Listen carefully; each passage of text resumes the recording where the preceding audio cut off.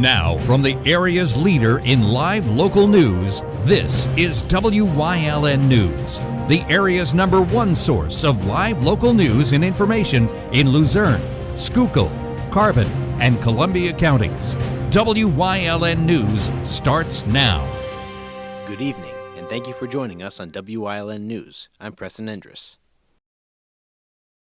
Pennsylvania State Police are investigating a deadly stabbing in Butler Township that left a 13-year-old boy dead and his father behind bars. Troopers were called to assist Butler Township Police near Louis Circle in Drums around 6:30 a.m. yesterday morning. Investigators say 39-year-old Cesar Delgadio, the boy's adoptive father, assaulted the boy for several hours, causing wounds to his head, chest, back, and hands. The teen was taken to Lehigh Valley Hospital in Hazleton, where he later died from his injuries. Delgadio is facing criminal homicide and related charges and is being held in the Luzerne County Prison. A preliminary hearing is set for August 14th. 2 men are facing charges after a stabbing in Schuylkill County left one person injured. Police were called to North Line Street in Girardville just before midnight on Sunday. When officers arrived, they found a man with multiple stab wounds, along with 20-year-old Isaiah Fasig and 27-year-old Anthony Lagambina. Investigators say a search of the home where Fasig was staying turned up a knife and a double-sided axe. Fasig is charged with aggravated assault and related offenses. Lagambina is facing simple assault and other charges. Authorities in Schuylkill County are asking the public's help to find a man wanted on a bench warrant. Investigators say 62-year-old Robert Benny of Pottsville failed to report to the county prison on July 21st to begin serving a court-ordered sentence. His charges include DUI of a controlled substance, impaired ability, and possession of methamphetamine. Benny is described as a white male, about 6 feet tall, weighing around 180 pounds. Anyone who knows the whereabouts of Robert Benny should call the District Attorney's Office at 570-628-1350 or Schuylkill County Tip Line at 570-624-3988. Tips may be emailed to dadd@code.schuylkill.pa.us or call 911. All tips will remain confidential. Plymouth police arrested an 18-year-old man Monday with plotting a mass killing through a popular social media app. Riley Young of Plymouth allegedly used Snapchat to recruit teenagers for his plan to kill people who he says wronged him. A 13-year-old in the chat contacted police to report Young. The Luzerne County District Attorney credits the teen for stopping the plot before it could go any further. Officials say that their investigation has not uncovered any hit list. When contacted, Snapchat shared their family safety hub that shows parents how to protect their children on the app. The Hazleton Area School Board held a special meeting this afternoon to go over consulting costs for a new elementary school and other projects across the district. Companies involved with the planning submitted their bills, which include over $150,000 for a future elementary school behind the Hazleton Area High School, over $10,000 for an indoor sports center, and $22,000 for a road connecting the Maple Manor campus to Hazel Township Boulevard. The board has scheduled a meeting open to the public to discuss the projects, along with others, on August 20th at 4 p.m. Coming up on WYLN News, the hazy air continues and so do the health warnings. Plus, if you love hot rods and hot dogs, you'll want to stick around and find out what is happening at Heritage Hill tomorrow. But first, we'll take a look at our 5-day forecast brought to you by the WYLN Weather Kids. We'll be right back. WYLN News brought to you by Lehigh Valley Hospital, Hazleton's emergency room team. Your experts in any emergency. When emergencies happen, minutes and expertise count. Lehigh Valley Hospital Hazleton is now part of Jefferson Health.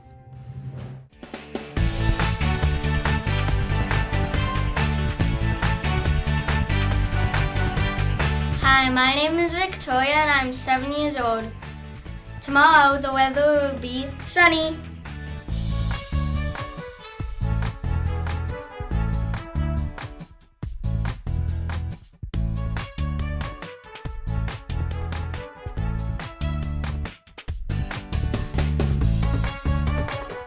We want your child to be our WYLN Weather Kid.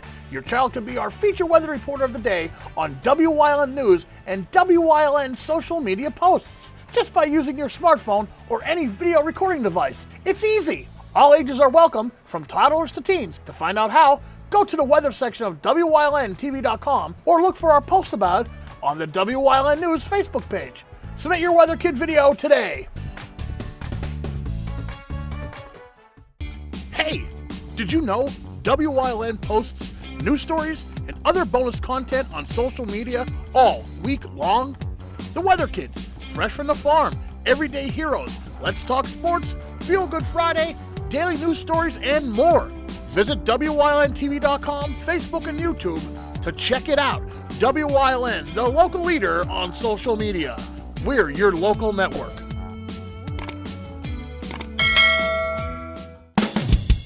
PPW Nation, get ready for the best of PPW Season 2. Join Paul Bowe, E. Julius Kuiper, Alexander Bravado, Tom Mitchell, and Alex Watt as we take you down memory lane and relive some of the best PPW matches of all time. Saturdays at 5 p.m., Sundays at 10 p.m., only on WYLN. Do you like craft beer? Do you want to learn the right way to sample wine? How about checking out a restaurant with a unique flavor or a crazy food challenge? These are just some of the things we are featuring on Wine, Hops, and Road Stops. So, spend some time learning about great wine, great beer, and great food on WYLN TV 35.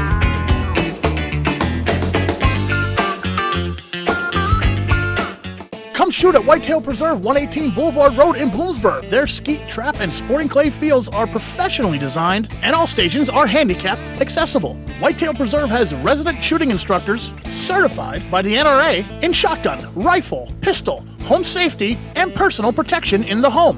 Whitetail can also cater any size event, whether it be a private party, corporate event, or wedding. Call 570-384-2314 or 570-790-8969. Attention, WYLN viewers, WYLN TV can now be seen on the Hazleton Service Electric Cablevision HD tier, channel 507, and over the air at 35.1. WYLN, we're your local network.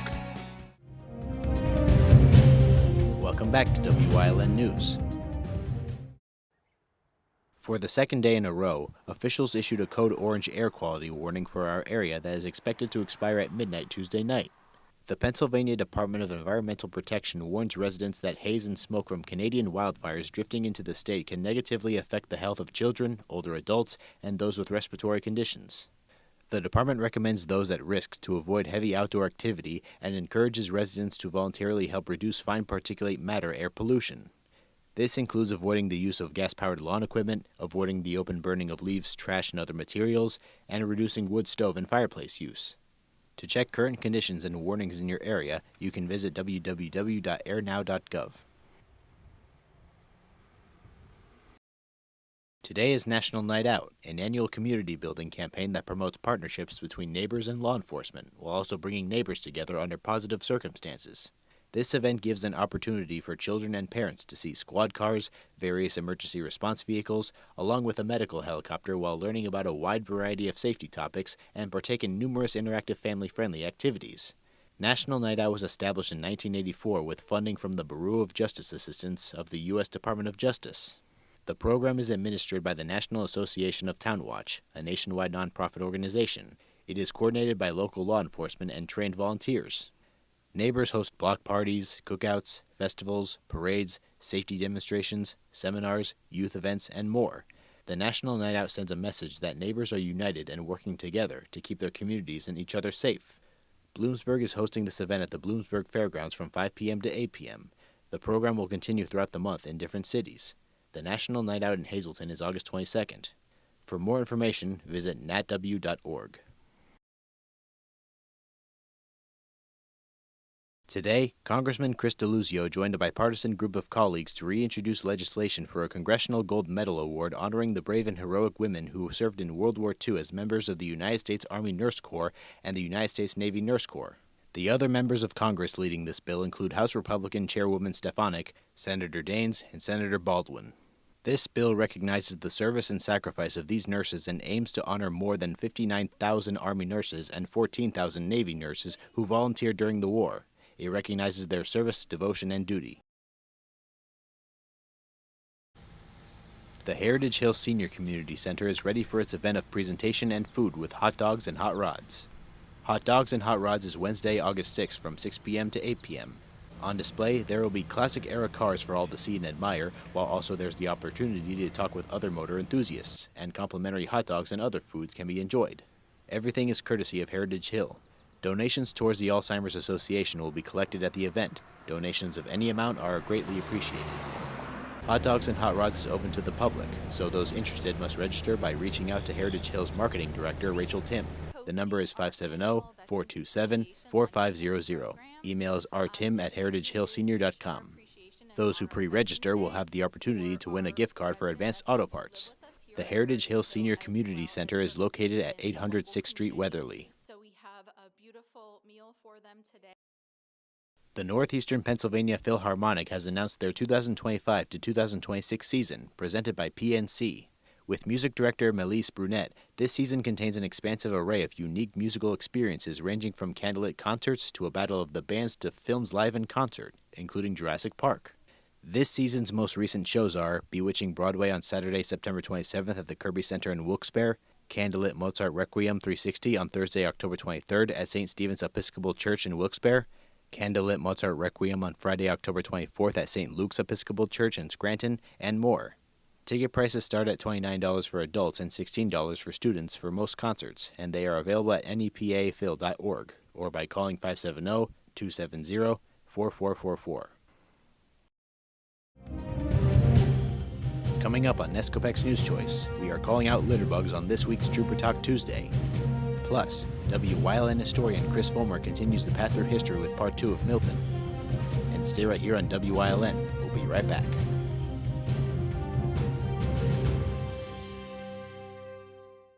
SJ Kowalski is your Mitsubishi Diamond Contractor. They can install a Mitsubishi electric Mr. Slim ductless heating and cooling system. Mr. Slim systems are designed to make any living space in your home inviting. You can have a different temperature control for every room in your home. The money-saving technology can save you 25 to 50% on your heating bill. For Mitsubishi, Rinnai, and trained comfort specialists, call SJ Kowalski at 570-455-2600.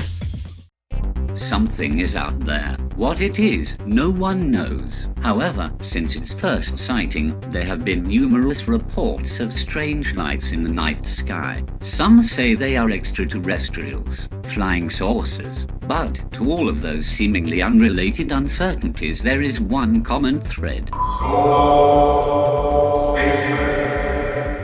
Watch Solo Spaceman on WYLN Thursdays at 1:30, Saturdays at 7, and Sundays at 4:30. Are you sitting at home living in pain? Maybe it's in your hands, maybe your back or your hips. The good news is you don't need to live in pain. Why? Because there is Omega XL, a one-of-a-kind, natural, powerful joint relief supplement created from the green lip mussels of New Zealand. Drug-free, non-habit forming. It's small, easy to swallow, and it's backed by more than 40 years of clinical research.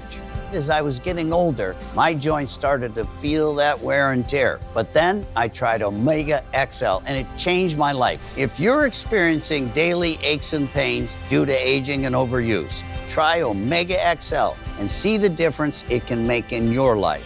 Buy one, get two free. 2 bottles of Omega XL plus Vitamin XL D3, a value of more than $85. Call today and you pay only $39.95. Plus, you have nothing to lose because it's backed by our 60-day money-back guarantee. Call now. PPW Nation, get ready for the best of PPW Season 2. Join Paul Bowe, E. Julius Kuiper, Alexander Bravado, Tom Mitchell, and Alex Watt as we take you down memory lane and relive some of the best PPW matches of all time.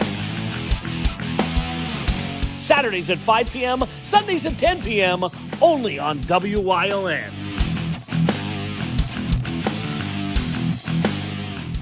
WYLN programming is online all the time. Visit our website at WYLNTV.com to check out archive shows and a live stream of our broadcasts. And don't forget to visit all of our social media pages for breaking news, weather, and sports. You can also head directly to our YouTube page for all our programming at youtube.com/WYLNTV35. Subscribe and ring that bell so you get notified every time there's a new show available online.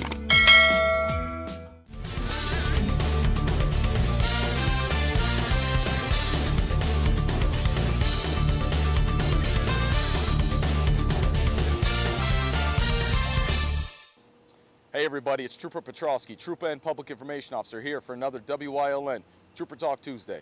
Today we're talking about something that really strikes a nerve with most police officers, and it's called scattering rubbish, or as you may know it, littering. People like to throw garbage from their vehicles. Sometimes they even get out and dump trash on the side of the roads. First of all, that's illegal. Second of all, you're polluting the beautiful area that we live in. Keep a bag in your vehicle. If you're going on a road trip, throw all the garbage in that bag, and then when you get to your destination, put it in a garbage bag. We all have to drive around here. We all have to take in the views here. We want it to look nice. If any trooper sees you throwing garbage outside of your vehicle, you're going to get pulled over and you're going to receive a citation. If we get an investigation to where a bunch of garbage was dumped out in the middle of the woods or on the side of the road, whatever the case may be, and we do the investigation and we find out it was you, you will get cited for scattering rubbish. These are serious fines. Scattering rubbish is an arrest. It will go on your arrest record. So it's a very easy to avoid this. Keep the garbage within your vehicle, throw it out properly in a garbage can when you get where you're going. Otherwise, you're gonna see someone like me in gray and they're gonna be giving you a piece of paper that you won't be happy with. So let's alleviate that and do the right thing. Thanks for tuning in to WYLN for another Trooper Talk Tuesday. I'll catch you back here on WYLN.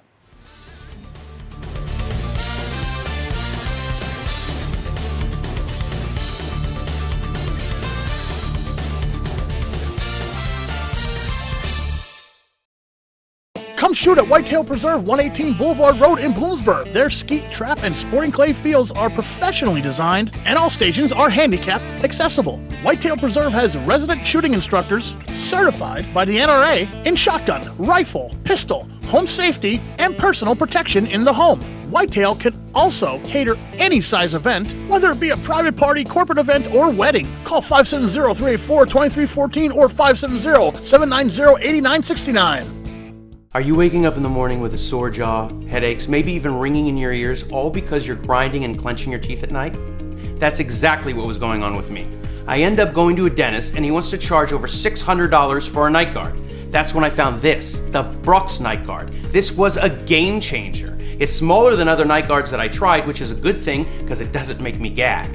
It could fit on the top or the bottom of the teeth. It's lightweight and super comfortable. Now the Brooks Night Guard redirects the bite force away from the back teeth, reducing jaw pain while still protecting the teeth. This unique design is what makes Brooks Night Guard different from all other traditional grind guards. Go to brooksnightguard.com and order yours today. Your teeth will thank you for it in the morning. Go to brooksnightguard.com and use the promo code to activate your special TV offer. That's brooksnightguard.com. Order today and take advantage of this special TV offer. Your teeth will thank you for it in the morning.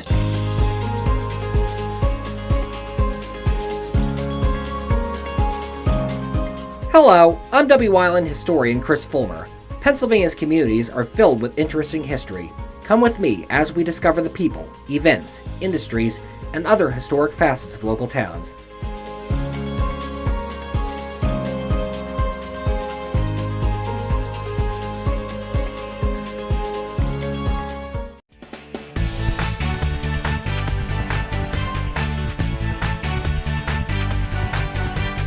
Hi, my name is Victoria and I'm 7 years old. Tomorrow the weather will be sunny.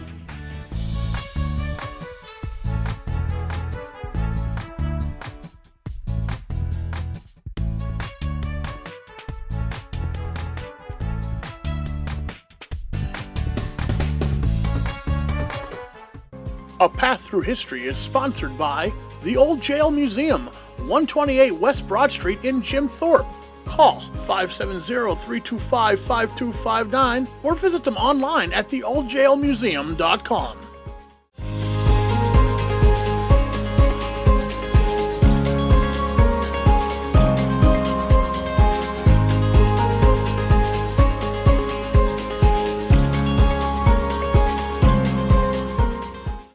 As America stood on the edge of the Civil War, Milton found itself the epicenter of Pennsylvanian politics.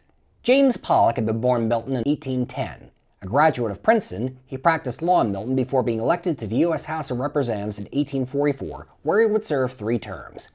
In Pollock's initial year in Congress, He roomed with a freshman representative from Illinois named Abraham Lincoln, who would become a good friend.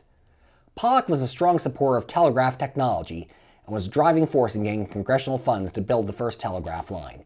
He would also be president on May 24, 1844, when the first telegraph message, "What hath God wrought?" was transmitted by Samuel Morse from the Capitol Supreme Court chambers to a Baltimore and Ohio railroad station in Baltimore. During Pollock's time in the House, he would also be among the first congressmen to champion the building of a transcontinental railroad, which he would live to see in action. He left Congress in 1850, but 4 years later would be nominated by the Whig Party to be Pennsylvania's governor. He would defeat sitting Democrat Governor William Bigler to become Pennsylvania's 13th governor, the last Whig to hold the position before the party collapsed in the eve of the Civil War, and the first Pennsylvania governor to have an outdoor inauguration. During Pollock's tenure, he kept the state steady during the Panic of 1857 and moved to sell Pennsylvania's publicly held canals and railroads. Following his term in office, Pollock was a delegate to the Peace Conference of 1861, called by Lincoln to keep southern states that had not seceded at that point in time from doing so. The same year, he would be appointed director of the U.S. Mint in Philadelphia. He would be serving in this position when he was approached by Treasury Secretary Salmon P. Chase with the proposition to come up with a phrase declaring the trust Americans had in God to put on the country's coins. Pollock, a deeply religious man, drew up several possibilities, including God our trust and Our trust is in God. Chase condensed all of his suggestions into In God We Trust, which first appeared on the 2-cent coin in 1864 and has been on all United States coins since 1866. Pollock also served for many years as a trustee for Lafayette College. He died in 1890 and today rests in his hometown in Milton Cemetery. After the Civil War, industry started building in Milton. Robert W. Wilson opened a fly net factory in 1860. He had patented a special brand of fly netting, which was draped over a horse or mule's back to keep flies and other insect irritants away. Daniel Klinger opened a planing mill in town in 1866. Charles A. Godcharles opened an iron and nail factory in 1875. It would later become the F.A. Godcharles Company under his son Frederick and operate until 1914. And Samuel J. Scheimer & Sons became a producer of cutter heads. The Scheimer family owned the business until 1957 when it was sold to the Wisconsin Knife Works. It would take one day, however, for Milton's prosperity and much of the community as a whole to be struck down. May 14, 1880 began as a warm and sunny day. All seemed calm to all the Miltonians who were out and about that morning. At quarter to noon, however, the whistle of the Milton Car Works began to frankly sound. Soon afterwards, a man came tearing through the street shouting, "Fire at the car works!" The roof of the facility's framing shop was by then engulfed in flames. It is not known today how the fire started, but either a spark from inside the framing shop or an ember discharged from a locomotive passing by in the adjacent Philadelphia and Erie Railroad are plausible options. To make matters worse, it was at this time that a terrible storm roared into Milton from the northeast, bringing high winds that proceeded to blow the flames across the borough. Local citizens did what they could to fight the blaze, but it spread faster than they could control it, and help had to be called in from neighboring towns. It would be to no avail. By 4 o'clock, almost all of Milton lay in ruins. Of 700 buildings that stood before the fire, only 60 still stood afterwards. 3,000 Miltonians were left homeless, although miraculously there was only one death from the blaze. It was lamented by many that it would take a quarter century for Milton to return to what it had been before the fire. This would be proven wrong, however, as rebuilding began as soon as the last embers burned out. Within a year of the blaze, over 250 new buildings had been erected, all of them of non-flammable brick and stone. Far from being broken, Milton's best days were still to come. Milton had survived the Great Fire of 1880 and was rebuilt stronger than ever, but water could prove just as damaging as fire for a community along a river. Numerous floods inundated Milton over the years. One of the worst would come in 1889 on May 31st. Weeks of non-stop rain, which further west in Pennsylvania would trigger the collapse of Johnstown's South Fork Dam and the horrible Johnstown flood, would be the catalyst. The floodwaters broke the Susquehanna boom above Williamsport, sending over 150 million board feet of lumber down the river with the water. The debris smashed and destroyed every bridge over the West Branch from Williamsport to Sunbury. 90% of Milton was underwater at the height of the flood. It would be 5 years before all the bridges over the West Branch would be rebuilt.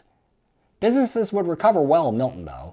The Pleasant Valley Creamery opened on Hepburn Street in 1887. 160 local farms provided 1,000 gallons of cream a day for processing, and during the summer, the creamery would produce 400 gallons of ice cream a week. The second floor of the creamery would be converted into a candy factory in 1922, where Pleasant Valley chocolates were made. The Pleasant Valley Creamery closed in 1933 and the building burned down in 1965.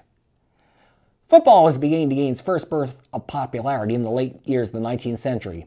Among those who played it were George Barkley, who had been born in Millville in 1876, but who grew up in Milton. After high school, he went to Bucknell Academy, a secondary school affiliate of the university of the same name, then moved on to Lafayette College in 1894, where he joined the Leopards football team. At the time, football was a particularly violent sport, and severe injuries, and sometimes fatalities, were not uncommon. Barkley, after taking in the damage some of his teammates absorbed on the field, decided to get protection for himself. And so he reached out to an Easton harness maker to create something to protect his head. He would call the final product, which was essentially leather earmuffs connected with a strap, a head harness.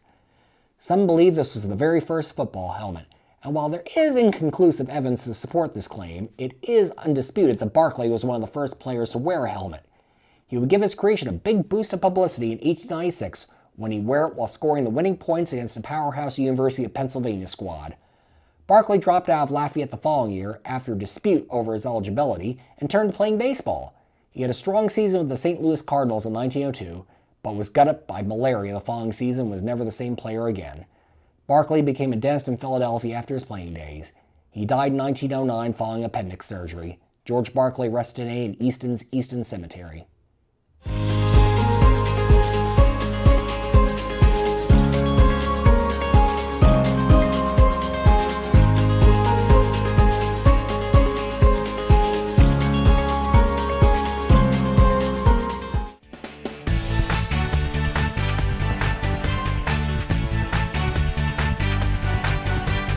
Hi, my name is Victoria and I'm 7 years old. Tomorrow the weather will be sunny.